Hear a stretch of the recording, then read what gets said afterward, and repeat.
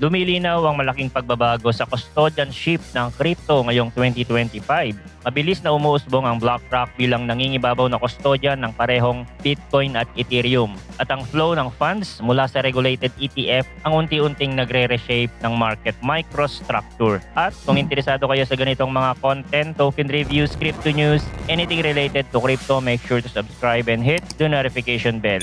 Ayon sa pinakahuling datos, ang iShares Ethereum ETF ng BlackRock ay halos ikalawa ng pinakamalaking Ether custodian na ngayon sa buong mundo na merong mahigit 3.6 million Ethereum ang hawak ng iShare na may napakaliit na agwat na roughly 200,000 Ethereum kumpara sa Coinbase. Mas kapansin-pansin, nadagdagan ng iShares ang posisyon nito ng about 1.2 million Ethereum sa loob lamang ng wala pang 2 buwan. Sa ganitong bilis, posibleng malagpasan ito ang Coinbase bago matapos ang taon at paliitin ang lamang ng Binance hanggang roughly 1.1 million Ethereum na lang. Pinapakita nito ang malalim na divergence to sa custody trends. Nananatiling nangunguna ang Binance na may roughly 4.7 million Ethereum mula sa 2.5 million noong 2019. Bagaman, mukhang consolidated ang paglago na nakikita rito, ang Coinbase naman na minsang pinakamalaki sa Ethereum custody na may higit 8 million ETH noong 2019 ay bumagsak sa 3.8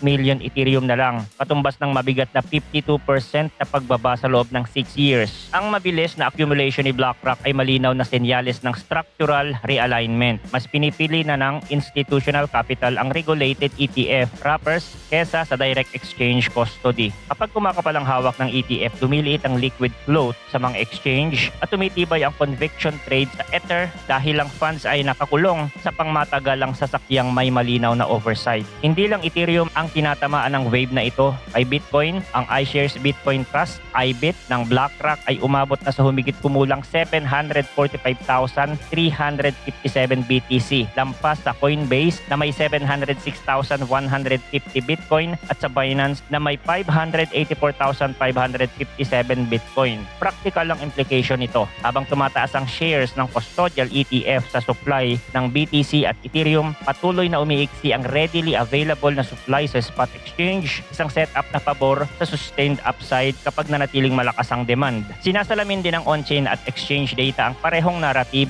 ng umiigting na scarcity. Ayon sa CryptoQuant, ang 30 moving average ng Bitcoin inflow ay nasa pinakamababang antas mula pa noong May 2023 na nakapagtala ng $111,000.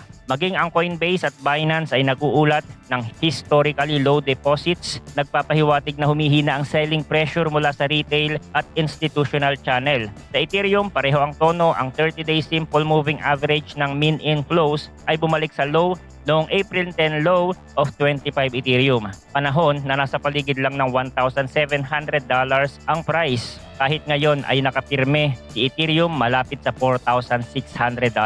Ibig sabihin kaunti ang gustong magdeposito para magbenta kahit nasa mas mataas na ang price. Nagpapahiwatig ng matibay na conviction positioning. Saan ang gagaling ang demand? Sa ETF, malinaw ang flow. Nakakita ang Ethereum ETF ng higit sa $1.17 billion na net inflow mula noong Thursday, kabilang ang $450 million sa iisang araw lamang kahapon. Kay Bitcoin, bagaman nagkaroon ng heavy outflow na about $1.17 billion last week, bumalik ang pagbili nitong mga huling sesyon na may halos $310 million na inflow sa loob ng 2 araw. Pinagsasama ng dalawang signal, humihinang exchange inflow at papasibol na ETF accumulation. Ang larawan ng tumitinding supply backdrop para kay Bitcoin at Ethereum na pabor sa sustained bullish momentum habang papasok ang year-end. Kasabay nito, umaalingaw-ngaw din ng isa pang powerful force sa likod ng ETF machine, ang pag-angat ng investment advisors bilang dominanteng professional holders ng mga crypto ETF. Pinapakita ng bagong datos mula Bloomberg Intelligence na ang investment advisors ang pinakamalaking trackable cohort bukod sa retail na bumibili ng Bitcoin at Ethereum ETF. Ayon kay James Seyffart, ang investment advisors ay dominating the known holders ng Ethereum ETF, mahigit $1.3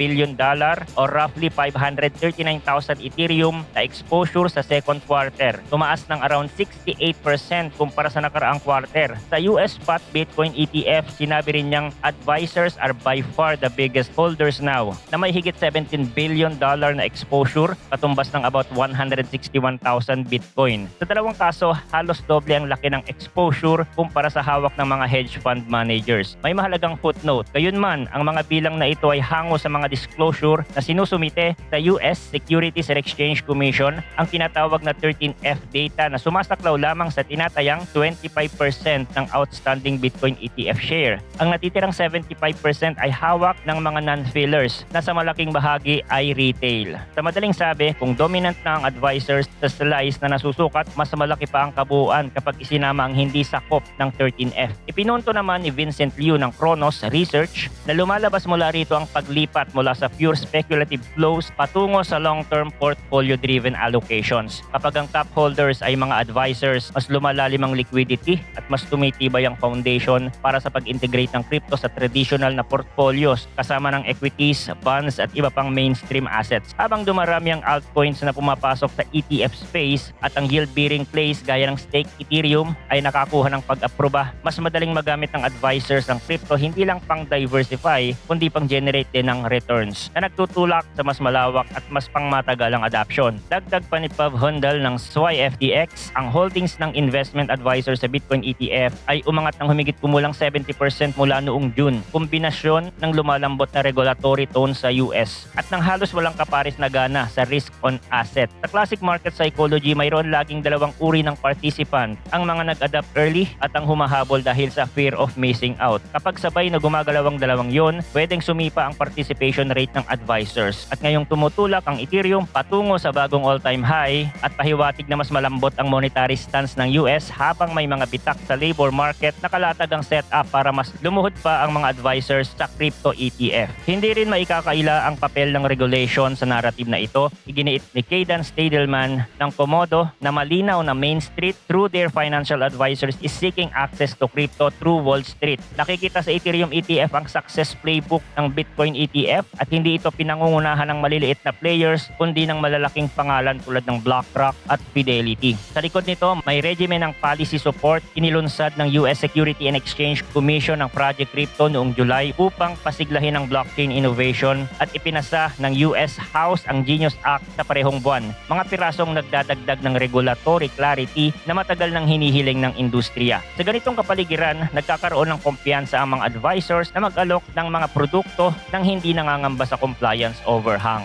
Gayunman, nananatili ang policy risk. Kung maluklok ang isang pamahalaang hindi ganoon ka-crypto-friendly, posible ang mga crackdowns na magpalamig sa institutional na market at mag-udyok ng pangamba sa mga advisors na baka malagay sa alanganin ng kanilang lisensya sa pag-alok ng mga produkto. Maaaring manatili ang kasalukuyang status quo kung pipiliin iyon ng political leadership dahil sa puwersa ng market demand. Ngunit ang senaryong yan ay hindi patiyak. Kaya para sa portfolio builders at risk managers, ang practical na pagbasa ay simple. Habang mainit ang daloy ng advisors at ETF at patuloy na kumikipot ang exchange inflow, tumitibay ang structural bull case para kay Bitcoin at Ethereum, ngunit hindi kailangan bitawan ng policy watch dahil ang parehong puwersa na kayang magtulak pataas sa market ay maaari ring magpreno rito. At yun lang ang crypto update natin for today. Thanks for watching again. Good luck and see you on the next video.